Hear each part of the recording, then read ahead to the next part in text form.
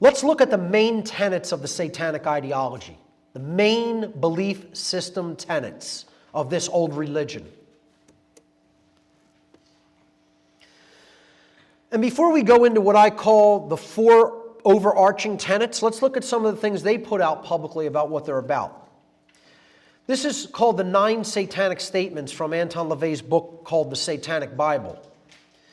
Satan represents indulgence instead of abstinence. Okay? So it's all about feeding the self, living for pleasure pursuits. Now, I'm not saying everybody should just, live a totally ascetic, monk-like lifestyle. Okay? I've never claimed that. I have no problem with people experiencing pleasure here on earth. It's when you make that your highest thing that you identify with and that you want to live for that all the time that it becomes a problem. Okay? So this is the number 1 thing that Satan represents to Satanists. It doesn't say it represents the Christian devil and that we should get on our knees and worship it. It says it represents indulgence, meaning I get what I want. That's the first thing Satan represents to Satanists. Satan represents vital existence instead of spiritual pipe dreams. Satan represents undefiled wisdom instead of hypocritical self-deceit. And I just want to say, this is what Satanism represents to the Satanist for the Satanist. Okay? It is the Satanist does not want these things for others. It wants these things for themselves only. Okay? Satan represents kindness to those who deserve it instead of love wasted on ingrates. Satan represents vengeance instead of turning the other cheek. Satan represents responsibility to the responsible instead of concern for psychic vampires. Satan represents, this is a very important one, this 7th one right here. Satan represents man as just another animal. Sometimes better, more often worse than those that walk on all fours, who because of his quote-unquote divine spiritual and intellectual development has become the most vicious animal of all. 8, Satan represents all of the so-called sins as they all lead to physical, mental, or emotional gratification. 9, Satan has been the best friend the church has ever had as he has kept it in business all these years. Satanism also has sins. They have things that their membership should never do or should never participate in. Now, I describe this section, the 9 satanic sins, the so-called satanic quote-unquote sins. These are what Satanists forbid among their own ranks, but that which they wish to peddle to everyone else so that everyone else is easier to manipulate and control. The 9 satanic sins, stupidity. That's the first thing they want the public to be. But they don't want to be stupid. They want to have all the knowledge. They want the public stupid. Pretentiousness. Solipsism. Again, meaning that there is no such thing as truth. The belief that truth does not exist. Satanists don't think that truth does not exist. Satanists think truth exists, and they want to understand it and keep it from other people, so they can control those people who are in that level of ignorance to the truth. So they want to peddle solipsism to other people. That's why solipsism is so gigantic in the New Age movement religion. Huge, huge belief system in New Ageism. The idea that there's no such thing as truth, or that, it's all just perception. It's my truth, your truth, her truth, his truth. Number 4, self-deceit. 5, herd conformity. Again, they don't consider themselves members of the human herd. They want everybody else to be herd conformists, but not them. They want to be the farmers who rule the herd. Lack of perspective, forgetfulness of past orthodoxies, counterproductive pride, and lack of aesthetics round out the so-called satanic sins. I would say the most important there is solipsism, that Satanists warn their own ranks. First of all, that's not even a word or an ideology that is very much often heard or used. And they took it upon themselves to put that very high up in their list of quote-unquote sins, because they want their membership to know what solipsism is and know that they should not be participating in it, but they want to peddle that to everybody else. What I identified as the overarching four main tenets of Satanism are as follows. Selfishness as the highest goal. And no bones are made about this by their rank and file members. The first tenet of Satanism is the dictum that, quote unquote, self-preservation is the highest law. And this is about more than just physical survival. Okay? Put in other words, the survival and comfort of the physical self is always a more important goal than doing what is morally right. Live for yourself only and only care about you and yours. If you must step on others to get what you want, then so be it, for this is a dog-eat-dog world. The tenet that clearly defines the overarching worldview of Satanism is perpetual, non-stop me thinking. Now, do you think that's the ideology that is in most people in this world? Do most people think like that? All day, every day? Would you agree or disagree that the vast majority of individuals in our society subscribe to such a selfish worldview? Absolutely. That's what I'm going to call later mini-me Satanism. They have to peddle their belief down to people at a lower level without them being consciously aware that this is a religion that they have subscribed to, for them to be under their thumb and controlled by them. The second main tenet of Satanism is moral relativism. Moral relativism is the ideology that there is no objective difference between right and wrong behavior, so human beings may arbitrarily, quote-unquote, create or, quote-unquote, decide right and wrong for themselves, based upon their own whims and preferences. See, right isn't something that exists in nature. Your rights are something that can be made up and then taken away if we so choose. We'll decide what is right and wrong. We'll decide what a right is and what it is not.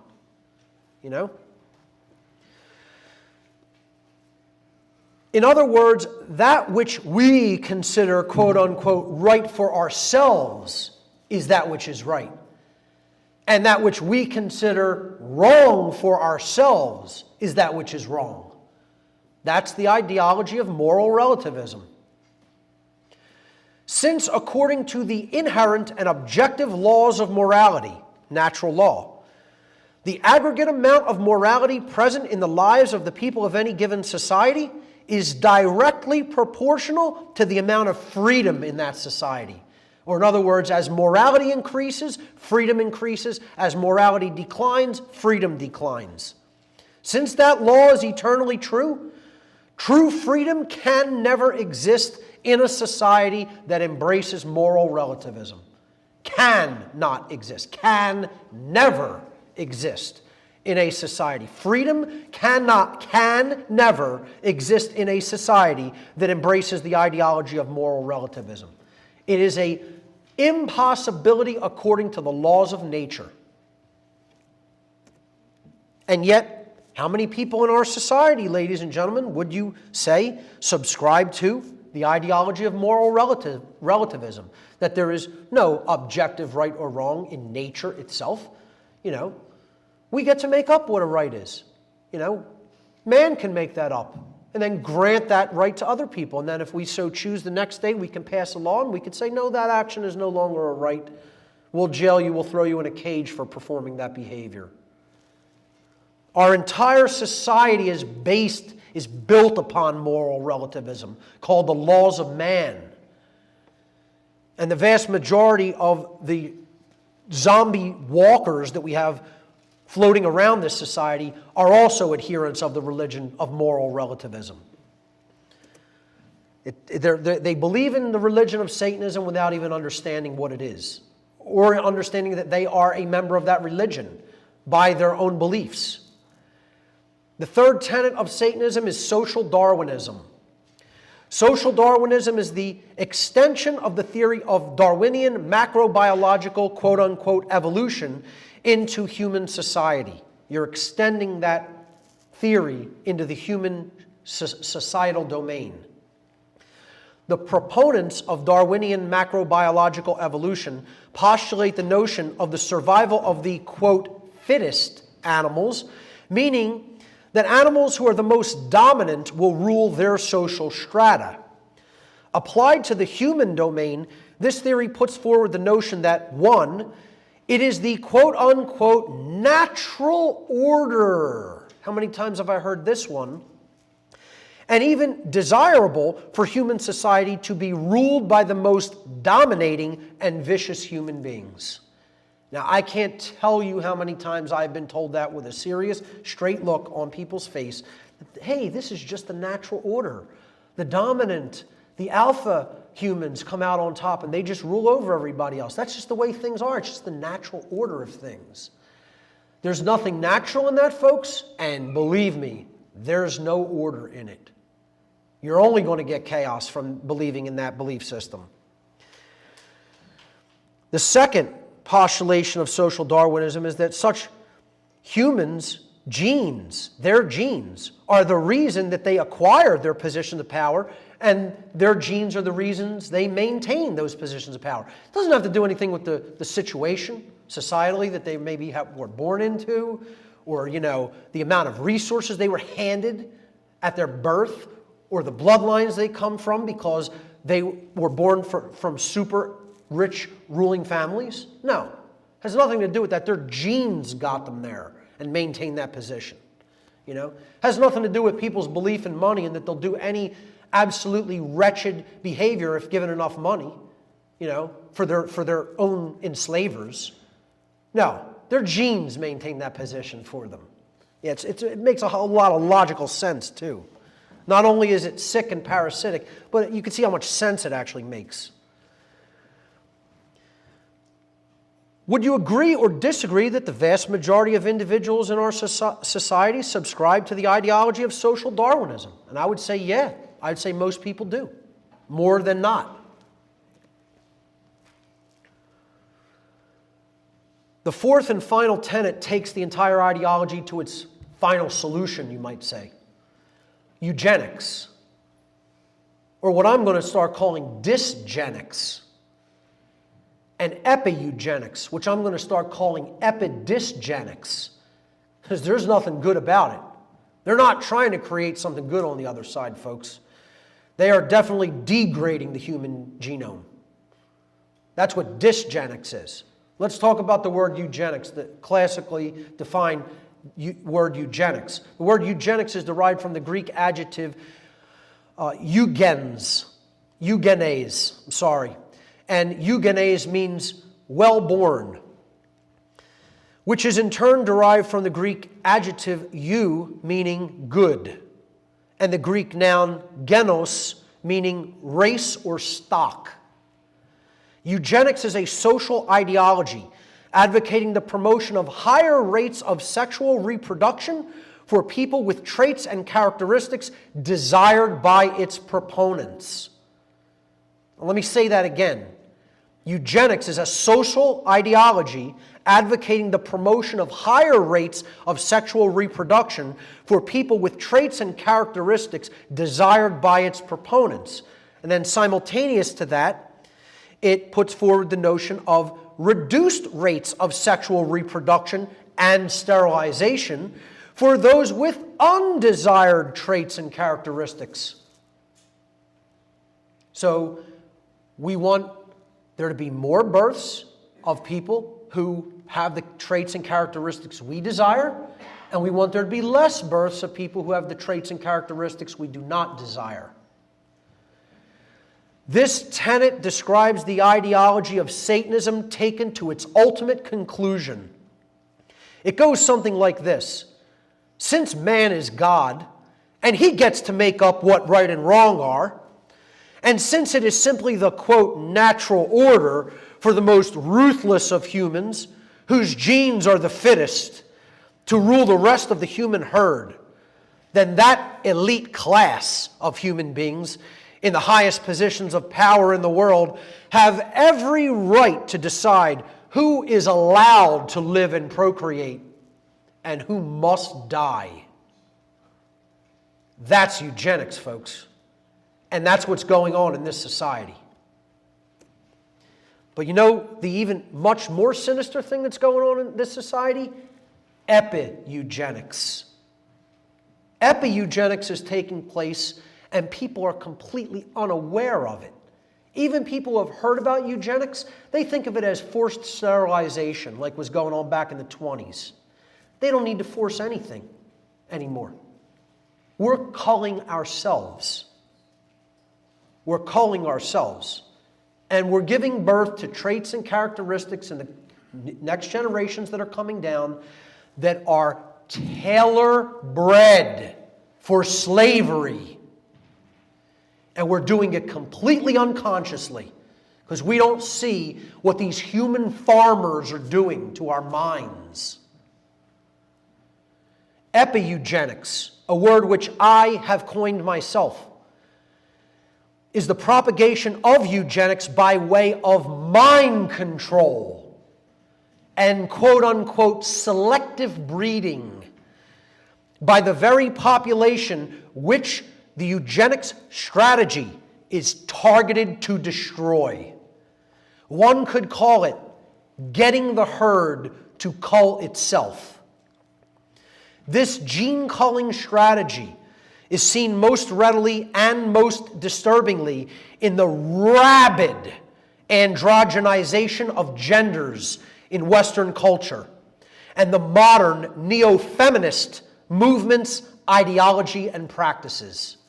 And I am going to be covering this in an extensive 2-day presentation that I'll be giving at Free Your Mind 4.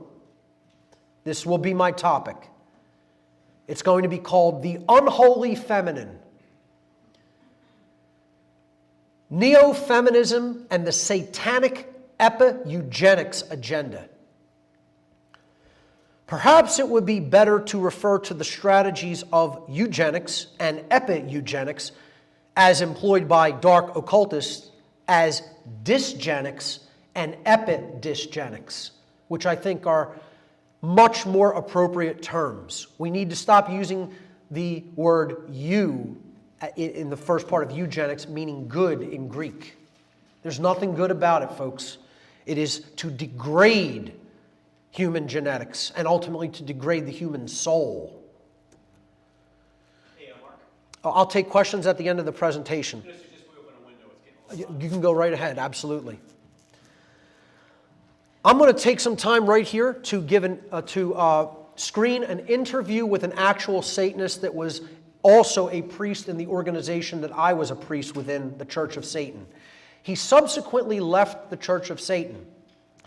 And he left it because he said it was not evil enough for him. He said it was not hardcore enough for him. He said it was not fascist enough for him. And he said it did not advocate eugenics in a brutal enough fashion for him. Now, how psychopathic is that?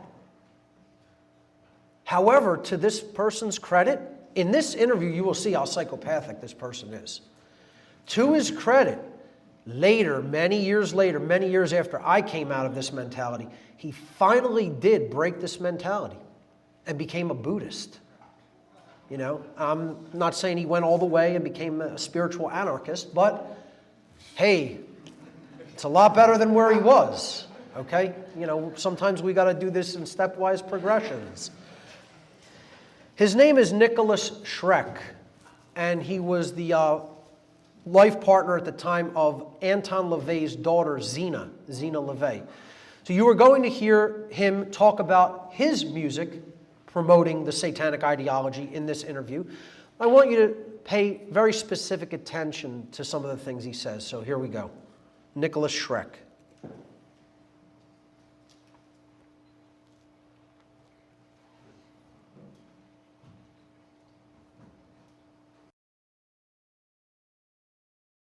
Hi, this is Tom Metzger, your host for Race and Reason again, that longest running show of its type on cable access TV. Seen around the country on many local cable access systems, and those cable access systems serve many times 3, 4, sometimes 5 towns and cities. And we're dedicated, of course, to freedom of speech, true freedom of speech, which upsets some of our opposition. We feel we're at island of free speech in a sea of controlled and managed news, and if you don't think news and so forth is controlled, only 26 corporations control all the media in the United States. So today we have a very interesting guest who has been on the show before. His name is Nicholas Schreck, and he has a musical group and organization called Radio Werewolf that he terms a musical terrorist organization. And he's also a revisionist writer who has written a book called The Study of Charles Manson. Nice to have you here. Always a pleasure Nicholas. to be here, Tom. How are you? What's been happening to Nicholas Schreck since the last time we met? Well, we're entering phase 2 of Radio Werewolf's operation for world dominion. And what we're waging is a cultural war right now on every front, in music, in literature, utilizing the media against itself. What we're trying to do is bring back a resurgence of the Western European tradition that has been all but lost in the world. And we're using music because that's the instrument that young people respond to right now. We're doing propaganda directly to awaken the wolf in man, because the wolf is a symbol of Western European power and fury, and that's why we use the werewolf imagery. Now you have used what you had termed neo-Gothic music in the past. Well, Gothic, of course, is a Germanic tribe, and there's a spirit to the Western people that is unique in the world, and it is a Gothic spirit, and I think that's the purest form of Western culture, and I think we keep that flame alive in Radio Werewolf. I understand you're talking about the evolution of this, that your music is getting more into the political... Well, our music, well, I wouldn't say political, because we transcend politics. Politics is merely the puppet show of human beings, and we transcend that, but we are interested in the control of human beings for our own purposes. You have a symbol on your left arm here. Could you sort of scoot over? What is this? This is the 13th rune in the ancient runic alphabet of the Norse people, and it represents Yggdrasil, the tree of life, and this is the meeting point between life and death. Is that the tree that Odin was supposed to have been crucified on? Exactly, and it's the tree that symbolically supports the universe. And the wolf's angle symbol we use as the symbol for the Abraxas Foundation, which is sort of a Thule society for the 90s. In the words of my collaborator Boyd Rice, it's a fascist occult think tank. And what we're doing is coming up with new strategies and techniques to bring this cultural renaissance into the future, into the 90s. I noticed you have a wolf's ring on your finger there. Well, as I've explained, the wolf has always been a particularly Western European image, and the wolf represents the beast in man. That's what we seek to unleash in humanity, because it's been repressed and tamed by Judeo-Christian values, and that above all is what we seek to eradicate. The wolf should be unleashed. We can hearken back to Norse mythology, where Fenris, the ancient wolf god, was unleashed upon the world, and the Götterdämmerung occurred, the Ragnarok, the end of the world. And symbolically, that is what we are undergoing right now in history, an end of the old order, an end of the old world, and the beginning of a new order. The end of the economic determinist idea and moving towards race and culture? Of every idea, of every traditional idea of the past. In my opinion, we're living in a dead world. All the traditions of the past are decadent, dead, corrupt, and anyone who continues to cling to them are like maggots clinging to a corpse. So the music today, you would see it as... Music of today is absolute swill. It's designed to keep young people passive, restrained, and it's designed to tame them and keep them into sort of domestic sheep. I would separate young people today into two breeds. There's predators, which are the wolves, and there are the sheep, and that's most of them. And we appeal to an elite. We are, frankly, an elitist organization. We seek a few excellent people. We don't want a lot of dross. We don't want a lot of mediocre followers. What we want are people who are capable of action. Do you see a lot of, do you see some elements of what you're talking about in other music that's... I think the skinhead movement is a very positive step away from the decadence of the rock and drug culture that has dominated the youth so much. But as Adolf Hitler said, we seek to bring about a youth that has closed its heart to pity. All of the humanist values that Judeo-Christianity has encouraged, we want to wipe them out. It's led to democracy, social humanism, the idea of equality. All of this filth has to be wiped out if the human race is going to continue to take the next step in evolution. What do you believe that would be like if you were in control as far as your attitudes towards your own people? Well, we are in control because basically we are not a political organization, we are an occult organization. We're working behind the scenes to manipulate the way that people think. The war that we are waging is a guerrilla war on the human mind. And we use musical frequencies, the dominant frequency, which I've referred to before, and symbolism and imagery to awaken dormant aspects of the human mind. Isn't it difficult to get club dates and things like that, obviously, once... Well, we no longer are working in the context of that whole sphere of activities. We are moving into a much more elitist direction. We're only seeking individuals who are competent and who are willing to take action. There's a lot of people who will be an audience or a spectator, but we want people who will act.